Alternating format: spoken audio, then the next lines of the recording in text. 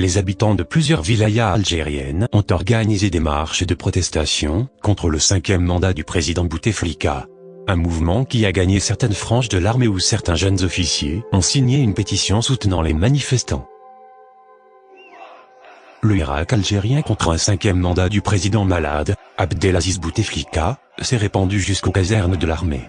Les généraux ont déclenché l'état d'alerte après la diffusion, sur les réseaux sociaux, d'une pétition signée par de jeunes officiers de la 7e brigade blindée.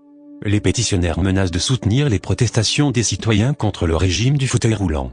Certaines franges de l'armée n'ont pas tardé à se joindre aux protestations des centaines de citoyens en exprimant, dans un précédent dangereux, leur refus du 5e pacte. En plus de cette pétition, des slogans attribués à des éléments de l'armée nationale populaire, ANP, critiquent nommément leur commandement. Tout le peuple s'élève contre la bande Agued Salah et Saïd. Allusion faite à la connivence entre le haut commandement de l'ANP et la famille du président. Les pétitionnaires ont menacé de violer les lois qui leur interdisent les débats politiques, y compris celle du général Godiri, qui n'autorise les militaires à faire de la politique que 5 ans après avoir quitté l'ANP. Le quotidien Asaba rapporte, dans son édition du mardi 19 février, que les signataires de la pétition ont enjoint les membres de l'armée de ne pas s'opposer à la volonté du peuple algérien.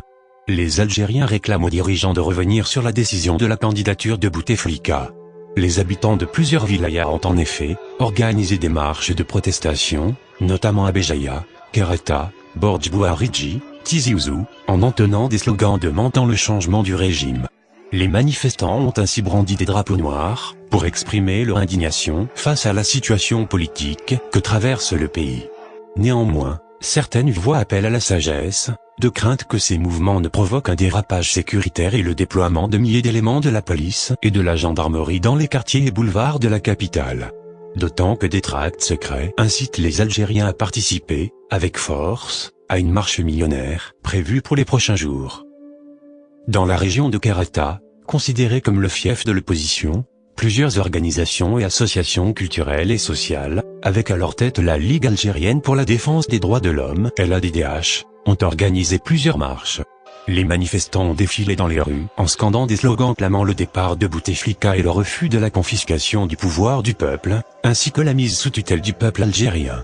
Les marcheurs de Kereta et des localités avoisinantes telles Sétif, Béjaïa et Jijel, n'ont pas hésité à s'en prendre au Premier ministre, Ahmed Ouyaya, qui avait déclaré que le peuple algérien avait accueilli la candidature du président avec joie et attendait cette décision avec impatience.